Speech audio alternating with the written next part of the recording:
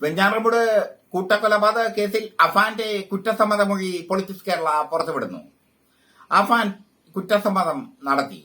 അഫാൻ പറയുന്നത് തന്റെ പിതാവിന് സൗദി അറേബ്യയിൽ 1 കോടി രൂപ കടമുണ്ടായിരുന്നു. 7 വർഷമായി അദ്ദേഹം നാട്ടിലെത്തിയിട്ട് തന്റെ അമ്മ പലരിൽ നിന്നായി, ബന്ധുക്കളിൽ നിന്നും മറ്റുള്ളവരിൽ നിന്നായി 65 ലക്ഷം രൂപ കടം വാങ്ങി. ആ കടം വീട്ടാൻ വേണ്ടി ഉമ്മ കടന്ന് കഷ്ടപ്പെട്ടു. അങ്ങനെയുള്ള ഒരു സന്നിഗ്ധ സാഹചര്യത്തിൽ, സാമ്പത്തിക ബാധ്യത മുറുകിയ സാഹചര്യത്തിലാണ് അഫാൻ കൊലപാതകം നടത്തിയത്, കൂട്ടക്കൊലപാതകം നടത്തിയത്. ഉമ്മയെ ആദ്യം കൊല്ലാൻ ശ്രമിച്ചു. കാരണം ഇതിനു മുമ്പ് ഈ അഫാന്റെ ഉമ്മ ഷമിയും അഫാനും ചേർന്ന് അനുജനെയും കൊന്ന് ഒരു കൂട്ട ആത്മഹത്യക്ക് ശ്രമിച്ചിരുന്നു. പിന്നീട് ഉമ്മ കൂട്ട ആത്മഹത്യയിൽ നിന്ന് പിന്മാറുകയും പണ ഇടപാടിനെ ചൊല്ലിയുള്ള ഒരു തർക്കം രൂക്ഷമായപ്പോൾ ഉമ്മയെ കഴുത്തിൽ ഷാൾ മുറുക്കി കൊല്ലാൻ ശ്രമിക്കുകയും ചെയ്തു. അവിടുന്ന് പുറത്തുപോയ ഫഹാൻ എന്തിനാണ് ഉമ്മുമ്മയെയും തന്റെ വലിയച്ഛനെയും വലിയമ്മയും കൊന്നത് എന്ന ചോദ്യം ബാക്കി. അതിനും അവൻ ഉത്തരം നൽകി. ഉമ്മുമ്മയാണ് പലപ്പോഴും അവനെ സഹായിച്ചിരുന്നത്. പക്ഷേ ഈ ഉമ്മ ഷമി പലരിൽ നിന്നായി കടം വാങ്ങിയപ്പോൾ, അവർക്ക് ക്യാൻസർ രോഗം കൂടി ഉണ്ടായിരുന്നു, അവരുടെ ചികിത്സയ്ക്ക് കൂടിയാണ് അവർ പലരിൽ നിന്നായി കടം വാങ്ങിയത്. അപ്പൊ ഈ ഉമ്മ ഷമി പലരിൽ നിന്നായി കടം വാങ്ങിയപ്പോൾ, ഈ കുടുംബത്തിന് കടബാധ്യത കൂടിയപ്പോൾ ബന്ധുക്കൾ ഇവരെ കുറ്റം പറഞ്ഞു തുടങ്ങി. ഒരു ഘട്ടം കഴിഞ്ഞപ്പോൾ ബന്ധുക്കളും വേണ്ടപ്പെട്ടവരും പണം കടം കൊടുക്കാതായി മാറി. ഉമ്മയായിരുന്നു ഏക ആശ്വാസം. ഉമ്മുമ്മയും മുഖം തിരിച്ചപ്പോൾ ഉമ്മുമ്മയെ കൊന്നു അഫാൻ. വലിയച്ഛൻ ലത്തീഫിനെ കൊന്നത്, വലിയച്ഛൻ ലത്തീഫായിരുന്നു ഇവരെ കുടുംബകാര്യത്തിൽ അവസാനം വരെ ഇടപെട്ടിരുന്നത്. ഇവരുടെ ഒരു ആർഭാട ജീവിതത്തെ ലത്തീഫ് നിരന്തരം ചോദ്യം ചെയ്തു. ലത്തീഫ് ഇവരുടെ ആർഭാട ജീവിതത്തെ ചോദ്യം ചെയ്തിരുന്നു. അതിനുള്ള പക അവൻ വീട്ടിൽ ലത്തീഫിനെ കൊന്നുകൊണ്ടും ലത്തീഫിന്റെ ഭാര്യയെ കൊന്നുകൊണ്ടും. എന്തിനാണ് അനുജനെ കൊന്നത്? താനും ഉമ്മയും പോയി കഴിഞ്ഞാൽ അനുജൻ അനാഥനായി മാറും.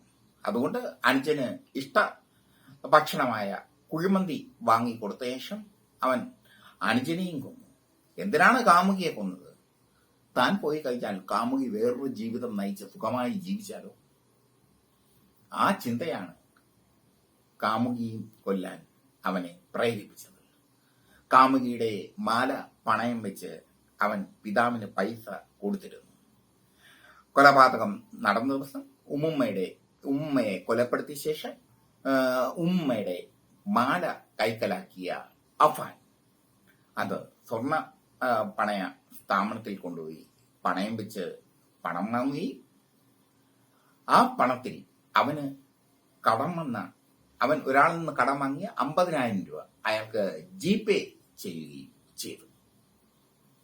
ചുരുക്കത്തിൽ അഫാന്റെ ഈ ക്രൂരകൃത്യം സാമ്പത്തിക ബാധ്യത മൂലമാണ്.